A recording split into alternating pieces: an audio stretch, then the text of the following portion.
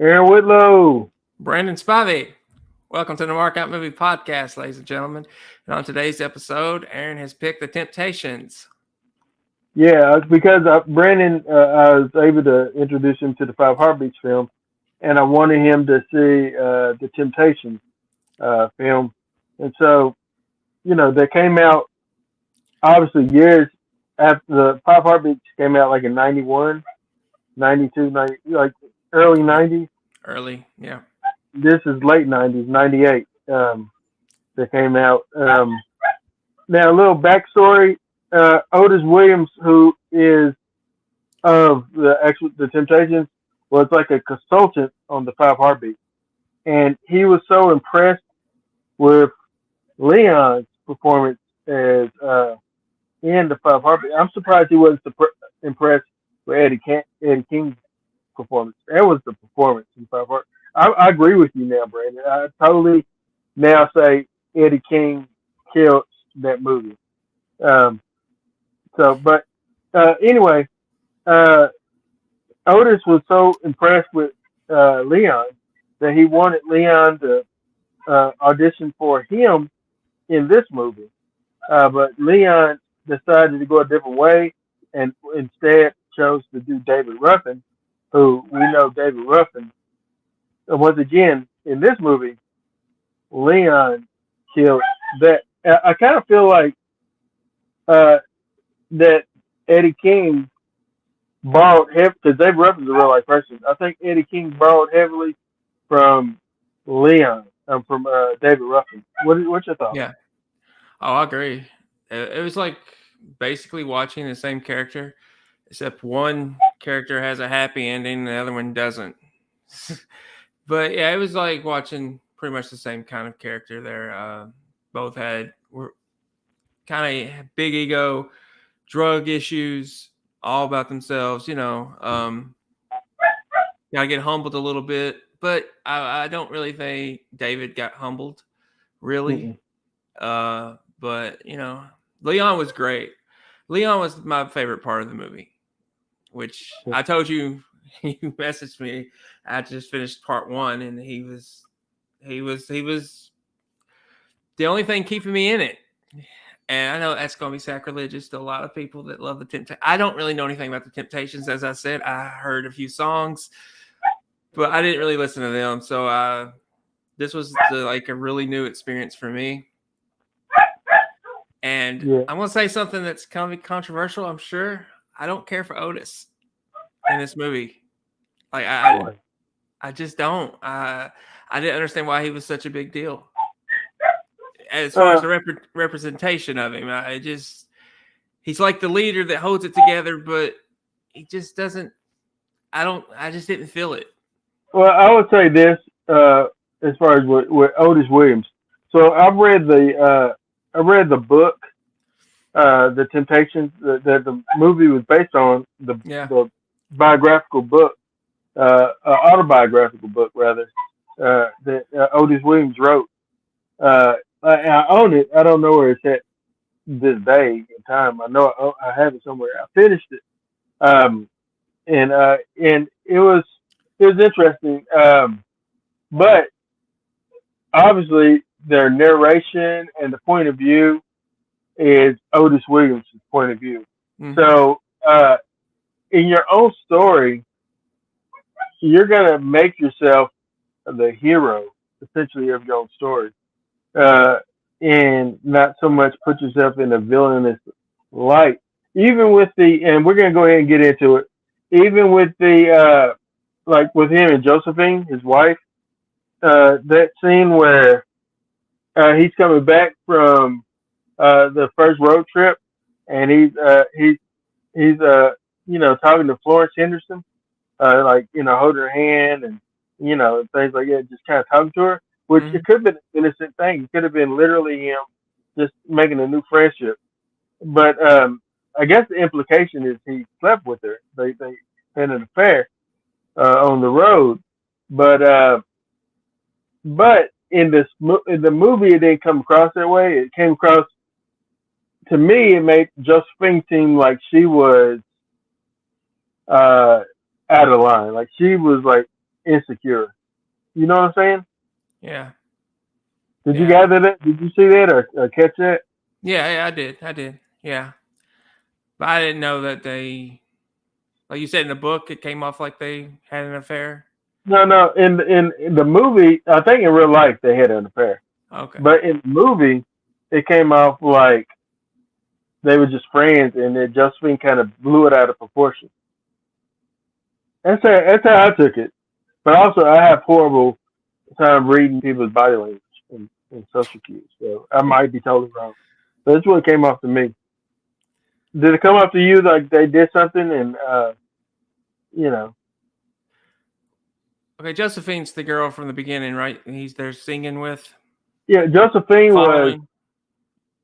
Josephine was so first. All right, let's start off from the beginning.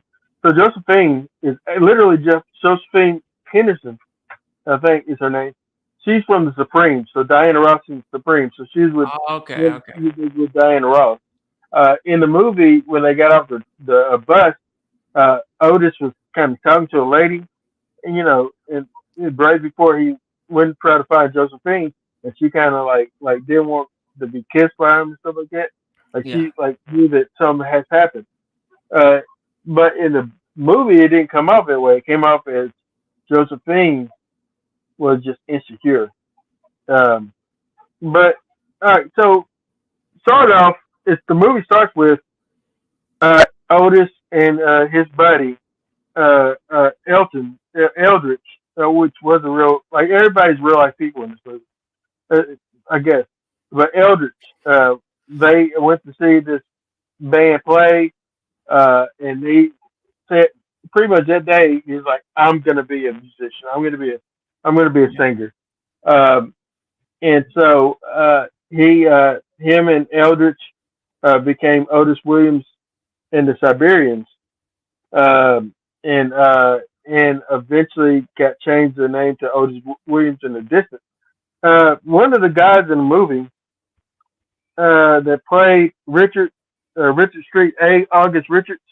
Uh, I know him from I Angel. believe he was an Angel. Yeah.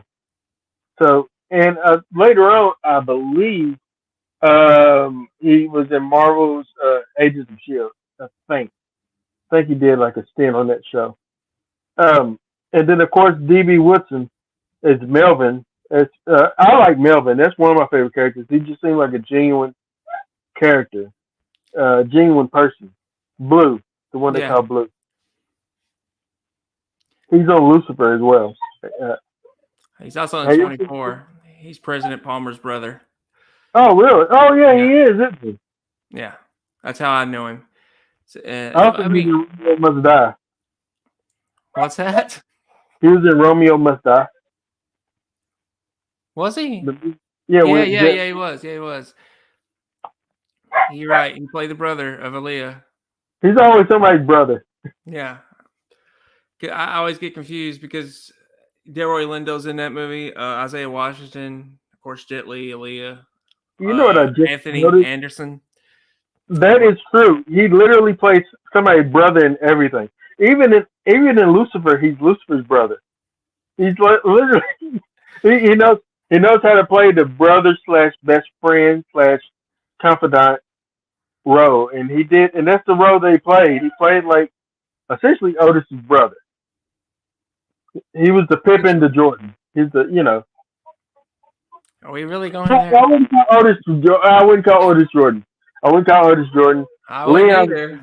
Leon was Jordan, aka David Ruffin. David Ruffin was literally the thing missing in the group to make the Temptations the Temptations. It's just that addiction and never having things, but getting things, um, impacted him for the negative. Yeah. But Leon, you said that his performance blew you out the water. Yeah, I mean, it kept me interested. So yeah, I would say it blew me out of the water. Leon's a different actor than everybody else, as far as you know what I'm saying. Like he's a guy that is very Topco. He's a guy that's very very like he's that guy. I can't think of the word. He's the guy that brings his brings he brings it whenever he acts. Yeah. Um, Otis Williams, aka Charles Malik Whitfield. I'm not a huge fan of this guy's. I thought he did okay as Otis. He did good with the role that he was given, but like you said, you didn't really get the hype of who Otis was. No. So And as someone that doesn't know who he is, I just wasn't interested in him. Right or wrong, I just wasn't. I didn't understand why he was so, important to the group. Other than he was kind of coming up with it, when it started. But I like with Melvin was like saying when the first group broke up, because they didn't get paid. shout out to Vanessa Bell Calloway, by the way. Yeah, they brought she's in tremendous. They brought in Paul, and I forget the other guy's name, but Melvin told him that Paul and Eddie Kendrick. Eddie, okay. Paul and Eddie Corn. Yeah. But Melvin was like, they want to be in our group, and they get there and said, "So you want to join our group?" So it's like the narrative of his story is that he was the main attraction, but he didn't come off like the main attraction to me watching this. I never got it that he's the main attraction. He came off as essentially the glue that kind of held the group together. Even to this day, the Temptations is still around. He's the only surviving original member of the Temptations. Everyone else has passed away. Eddie Kendricks passed away. Melvin Franklin passed away. Paul Williams has passed away. Even Richard Street, he's passed away. And Eldridge, I think he's gone. And what's the other guy? Dennis Edwards, the one that came in after David Ruffin. He's gone too. So yeah, I think but he's the only thing that survives. Now they still tour and things, but obviously Otis is pushing. You gotta be pushing almost 90 years old, man. Yeah, I would think so. I mean, this started like in 1958. He had to at least be 17 years old by then. Just the way it was laid out. Yeah, I would say that's what 40, 60 something years. Yeah, he's pushing around 90. Yeah, if he was around 17 in 1958, he's pushing close to 90. My favorite character in the movie is actually Paul Williams, the one that was with the Primes and the Primettes before the Primettes became the Supremes. He was a dancer of the bunch. He was very creative.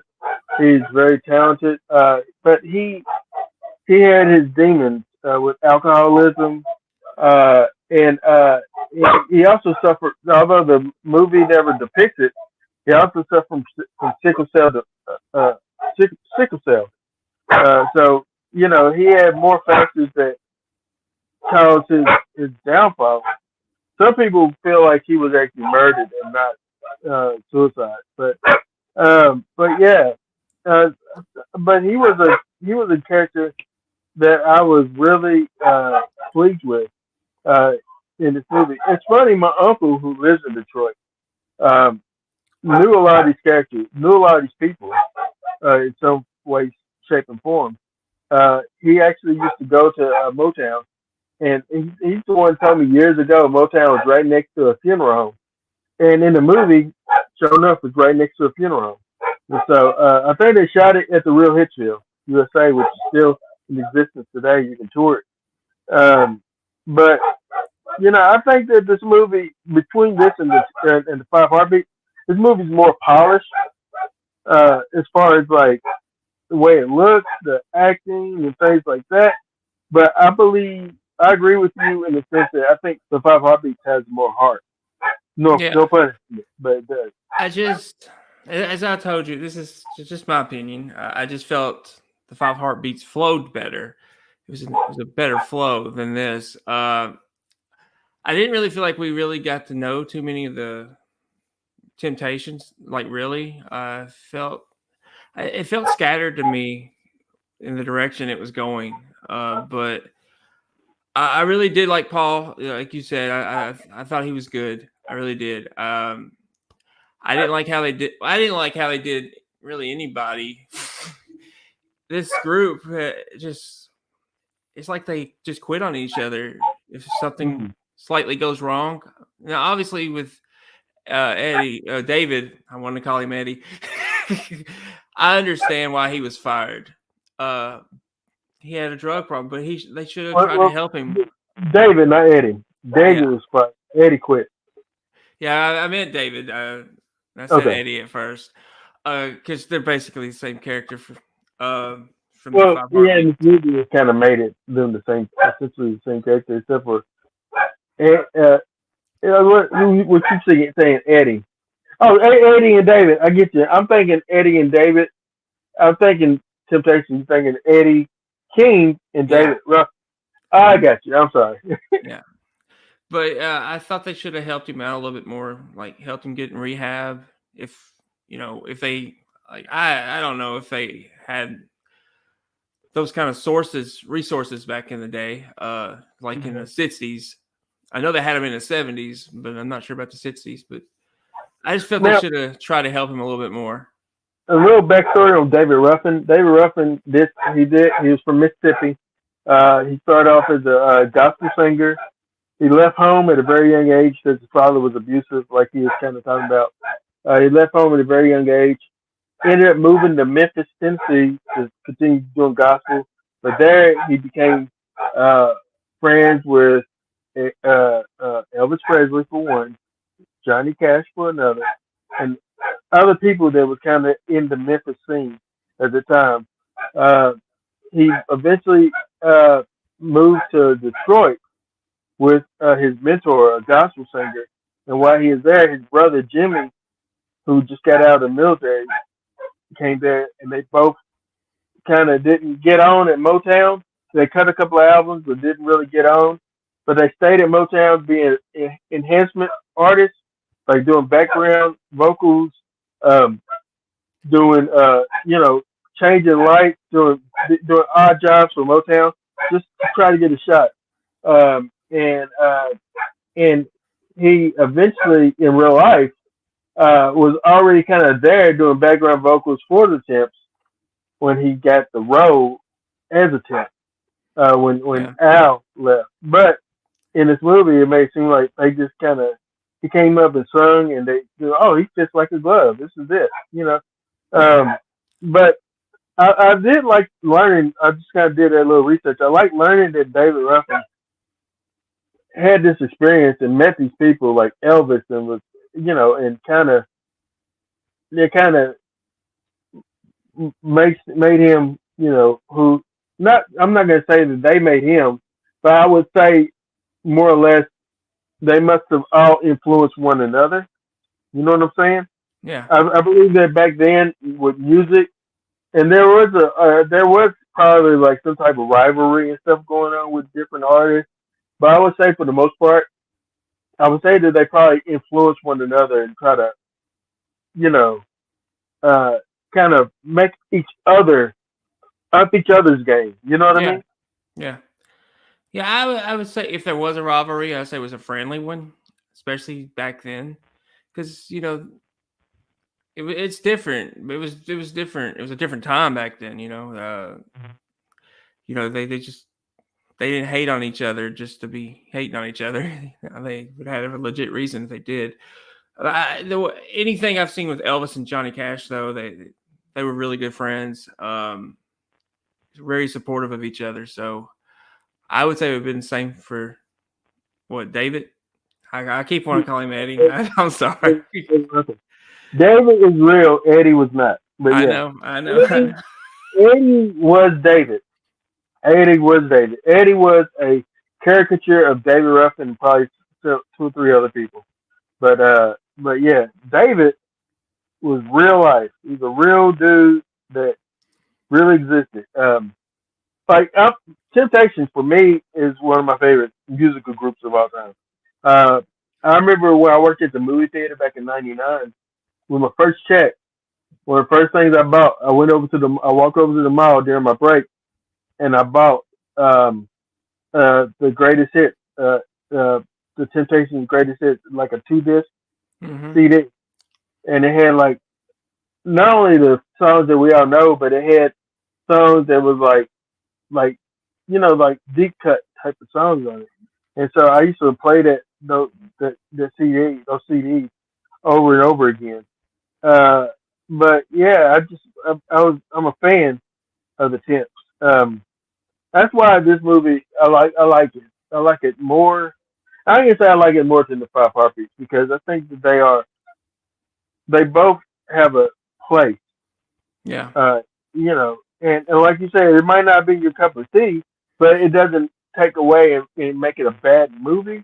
No, Uh, no. and plus, the Five Heartbeats was an actual full length feature film that was in the movie theaters or whatever.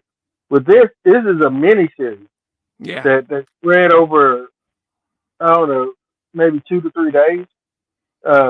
But Yeah, you said this too when Elvis came out. It moved really fast for you, and you didn't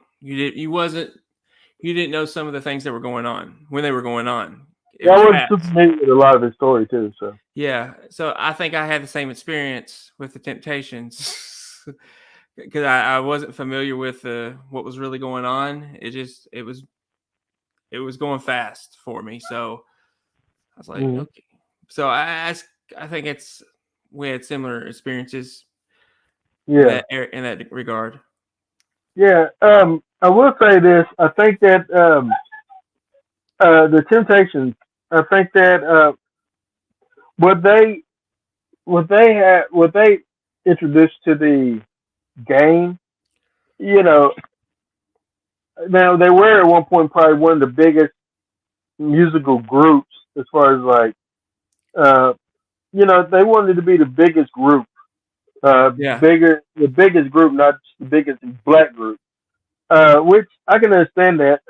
But I wouldn't say that they made it to that, and I'm going to just be honest. I wouldn't say that they made it to being the biggest group because, in my opinion, this is only in my opinion, I would say the biggest group of all time would probably be the Beatles. Period. I agree. Musically, would probably be the Beatles because they and I not taking anything away from the Temptations or the Four Tops or the Commodores or any other group that or even white groups like the Rolling Stones. Not taking anything away from them. It's just that the Beatles is its own thing. You know what I'm saying? Hmm. Like kind of like how Elvis is his own thing. Michael Yeah, Jackson is his own thing. You know, uh, they like you have artists, but then you have Elvis. You have artists, but then you have Michael Jackson, Prince. You have artists, but then you have these icons. yeah. For, to me, the Temptations is a fantastic group, but they are no Beatles. They're not the Beatles. They're not the Beatles. You know what I'm saying? And I and, I'm, I hear and you. I love the Temptations, but it's a something that I'm coming to the realization just talking to you now, just thinking about this, is that they were huge, but I don't think that they ever got where they wanted to be.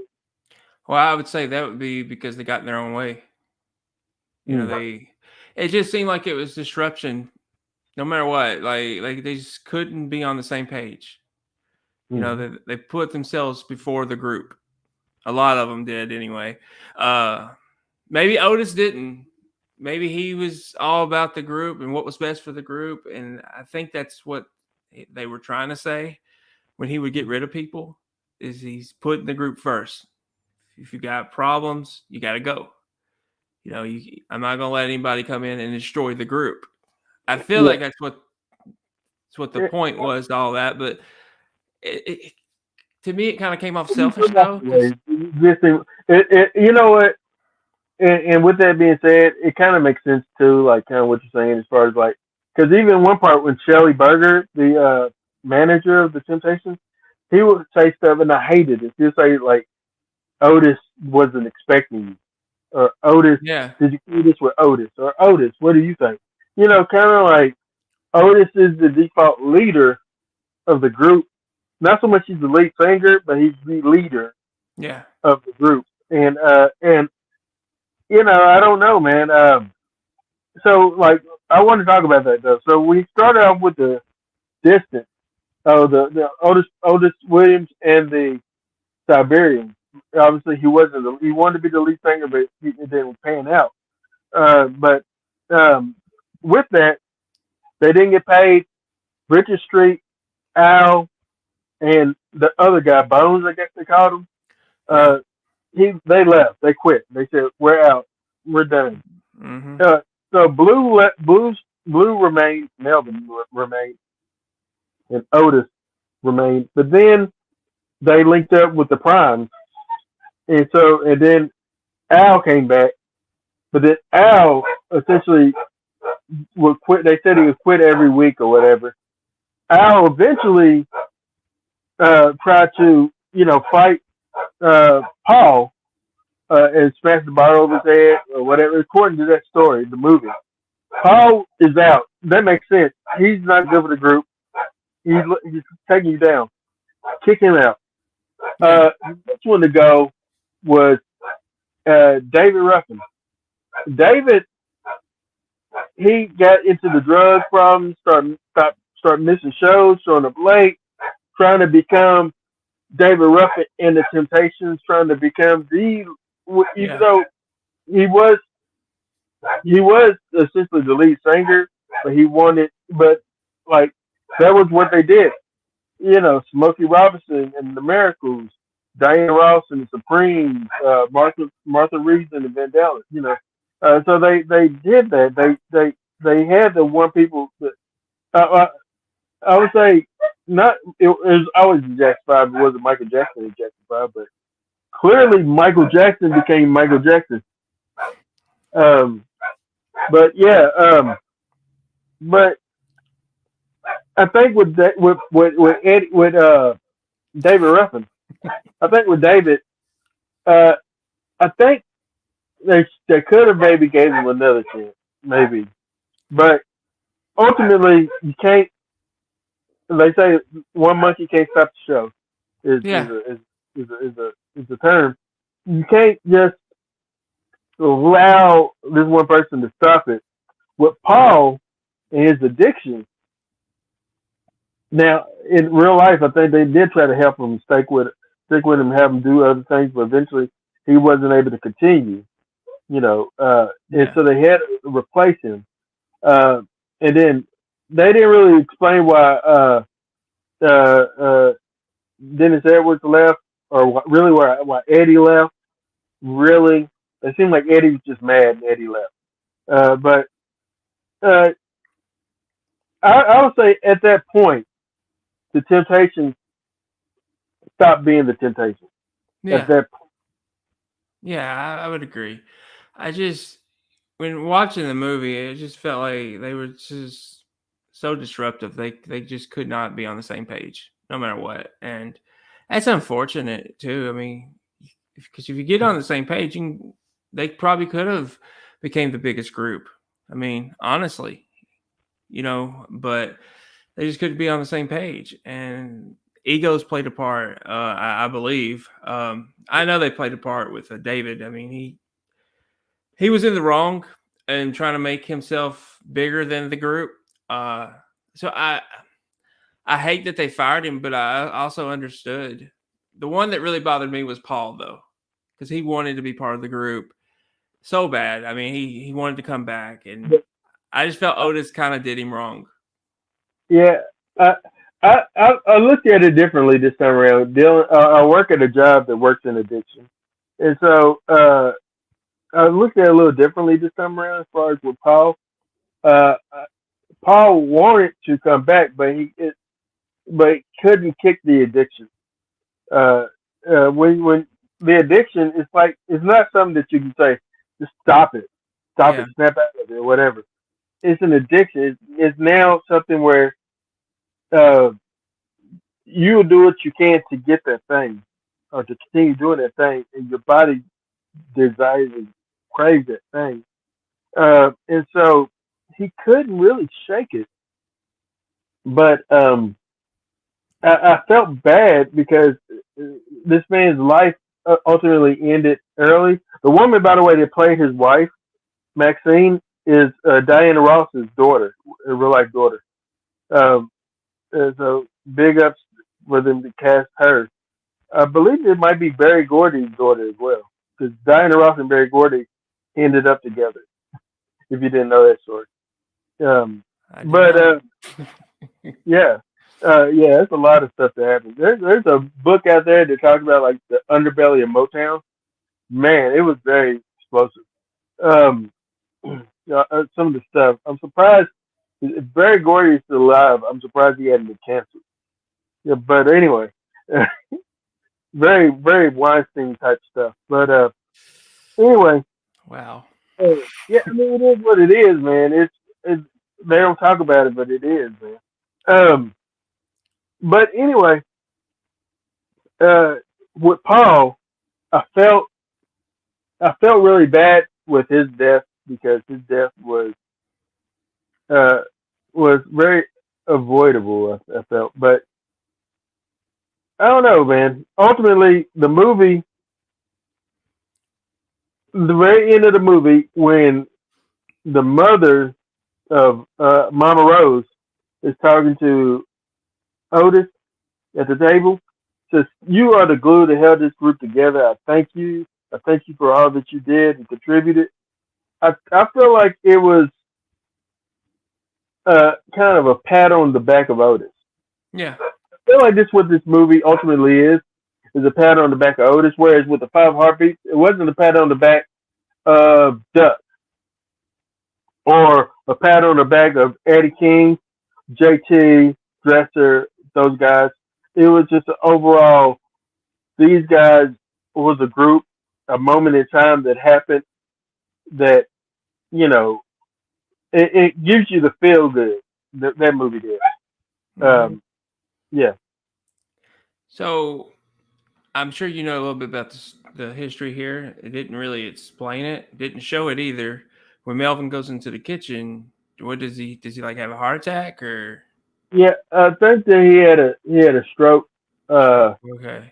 'Cause he is diabetic as well, so he ended up having a stroke or a heart attack, something like that. Ended up dying. Uh, um, so and that's sweet to bring actual Smokey Robinson in to really like sing that song, and he died. The real life Melvin Melvin Franklin died right right before this movie uh, was aired. And so that was kind of a tribute to the real life guy that I'm really gonna miss you. It was for the real Melvin, who actually looked more like Otis. Like everybody in the movie, the casting, nobody really looked like the real people at all. Um, maybe closest would have been Leon. Everybody else is like look like you'll see in the picture and you'll say, "Oh, that's got to be Melvin." No, you're looking at Otis. No, that's got to be Paul. No, you're looking at Melvin. Eddie's the only one that kind of maybe looks like Eddie. Yeah. But anyway, I did like Eddie what did. Leon. I did like what one line Leon said though about Otis. He said, "No one paid to see you." I kind of started laughing. I was like, Everybody can see you, Otis. So let me tell you something about that line. So uh, uh, when they were doing that, Leon said that he ad libbed that line, I figured he and, did. then the director said, "Hey, Leon, Otis, well, the actor that plays Otis, don't like it when you say that because it's you kind of hurt his feelings." And then Leon said, "Do you want real feelings in this movie?" Then I'm going to say that line. And so when they called action again, he dug into it and said, "Ain't nobody coming to see you, Otis." And then they're like, and he says, I know you wanna leave me. It was all ad lib, and oh man, it was great. It was the best moment in the movie. I agree. Yeah, I couldn't help but laugh at it because I felt, and maybe it's right, maybe it's wrong, but I felt that was kind of what the real Otis wanted. He wanted, some, what's the word? Validation, Right? maybe, Oh yeah. for what he did for this group. And I just hearing Leon say that, it just made me laugh a little bit. It was a good moment, but I kind of felt bad for Otis too, because he wanted it so bad in this moment. He wanted his group, he wanted to be big, and to hear someone say that, it's got to tear your heart all to pieces. I mean, really. What was your thoughts on Otis's losing? Like I thought something about him losing his mother. I lost my mom, and so I kind of felt that. I lost my mother to cancer as well, and so I kind of felt that a little bit more this time around. Yeah. But what were your thoughts on Otis losing his son? Oh, whew. Sad because he wasn't with him when it happened, and it was a tragic accident. He didn't get the phone call himself. Melvin told him. Oh man, I would have, if I've been in that situation, man. I think I would have really broke down. My world would have came crashing, me personally. But I just thought it was really sad and tragic. Anytime that I've experienced anyone that's lost a child, it's like their whole world comes crashing down. It's like they really don't have much to live for after that. And it's just sad. I know somebody that I was really close to. She lost her son when he turned 21, or 5 days before he turned 21. And she's never been the same since. And it destroys you. And he was one of my closest friends growing up. So it just destroys you mentally, physically, emotionally. It's just, you don't get over it. Yeah. And I've personally seen this. So I would have felt the same thing, if that had been me. Yeah. Understood. Well, the movie ends with obviously with Melvin dying. So Eddie's gone. Eddie died of cancer. But David Ruffin is dead. Everyone died essentially. But then it doesn't end on that. It ends with them going into the theater and the Temptations to perform in that same theater, just by themselves, which was a beautiful moment. Just kind of remember who they were. But you ready to give your marks for this? Yeah. You want me to go first? Yeah, go for it. All right, I'm gonna give it 3.5 out of 5 on the markout meter.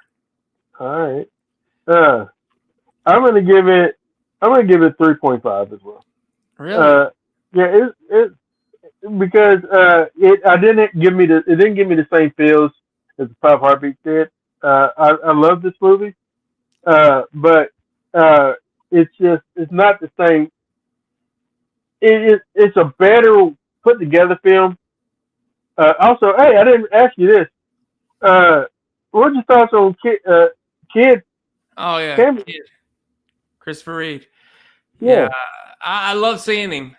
I wish he would have looked more like Kid, but I love seeing him. He brought a smile to my face. I wish they would have cast Play to have some. I know it wasn't needed, but it would have been just nice as a Kid and Play fan. But seeing him was great. It was just because honestly, I hadn't seen him do much outside of the House Party films or was it Class Act? Yeah. I really hadn't seen much from him outside of those films. So, and it was just nice to see him. And this was a better experience than I saw him in the House Party remake. So I'll take that. But yeah, it was good to see him. I thought about that. Like, he said, I'm going to juke myself out of a job if I don't come back before, his last teardrop drop or whatever. Yeah. I just love seeing them. Like, they're just, for those that grew up watching Kid and Play, whether it's House Party, whether it's Class Act, whatever it is, you just, when you see Kid, and but when you see Kid and Play, but when you see Kid, you get excited. I don't know about you, but I get excited. Yeah, yeah. It's just like seeing it. I'm more of a Kid fan than a Play, which sounds weird to say. And maybe it was back in the day. Maybe it was the hair. I don't know, but I just gravitated more towards his characters that he played than I did what Play was playing. Yeah. I'm having a terrible time with these words. Playing with these words. Playing. Ha! All right. Well, this was our review of not Kid and Play, Temptations. Yeah, I wish it was. No, but I'm glad you got to see it at least. Now you can say that you've seen it, whether you revisit any of them or not ever again. You've seen them, and it's your picnic time around. Brandon, what we got? I'm going with it. It's on Tubi. Lone Star. It was one of the earlier Matthew McConaughey films that really made me a fan of Matthew McConaughey, to be honest. It's got Chris Christopherson in it, Chris Cooper, Elizabeth Pena. Can't think of anybody else. But it's like a murder mystery, and it was one of my favorite murder mysteries watching in 1996, I believe. I think it was actually nominated for an Oscar, if I'm not mistaken. But I may be mistaken on that. But yeah, it's a good mystery out in Texas. Well, deep in the heart of Texas. Well, all right. What do we want the people to do? Well, if you like this episode and you want to see more, click that like button, click that subscribe button, and share. And comment, because Aaron loves the comments. I love the comments, man. We try to talk to you every time we see them. I hope you enjoyed the Temptations review. If you've never seen the movie, you can watch the movie on Freevee, Pluto TV, Roku channel, Tubi, Crackle, everything that's free. It's on there. Not to say that it's bad. It's just that's how they roll. Like, matter of fact, I told Brandon yesterday, Little Giants is on YouTube. On YouTube. Why not check it out for free? Little Giants was amazing. I don't know if it still holds up, but it was when I was a kid. Yeah, Rick Moranis, Ed O'Neill. Devin Sawa's in that movie, isn't he? Devin Sawa's in that movie, yep. Yeah. You know what movie I keep confusing it with every now and then? I ain't gonna lie to you. It's Ladybug, and it's not the same thing. No, that's soccer, right? It's soccer. With the Rodney kid, Dangerfield. And the kid that ended up taking his own life. Or whatever that guy's name is. The guy from Sidekicks. Yeah, that guy from Sidekicks. And Sequence. Also from Wolverine Story 2. But and It. Stephen King's It. And Stephen King's It. Yeah. Yes. I cannot think of his name. I really did. I wanted him to keep acting. He reminded me of Leonardo, sort of, DiCaprio. Yeah. But anyway. More about him, yeah. But I don't know. He didn't stick it out, man. Unfortunately, I hate to hear that. But anyway, we thank you all for sticking it out with us, watching the podcast today. Hope you have a great weekend. Be safe. I don't know when the Super Bowl is. Have fun with that. This Sunday? Yeah. Oh, I had no idea. I don't care. All right. Well, Why bring it up? Why bring it up? Yeah, I won't. That's probably when I want wings this Sunday. It's just for the wings. I don't even have cable. I don't know how. Is it gonna be on CBS?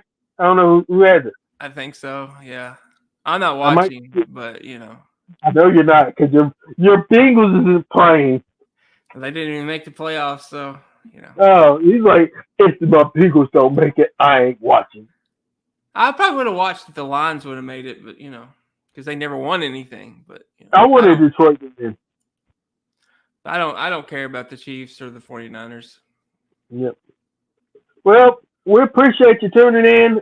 Let us know who you think's going to win the Super Bowl. We don't care either way. Chiefs. I don't know who that is. Have fun. Is that the one with that Mahomes kid? Yeah. Yeah, they'll win. All right. This will be a two-peat. Yeah, it'll be 2 in a row. All right, there you go. I'm waiting for the basketball season. All right. Have a good one. Be safe. God bless you. And I know you want to leave me, but I refuse to let you go.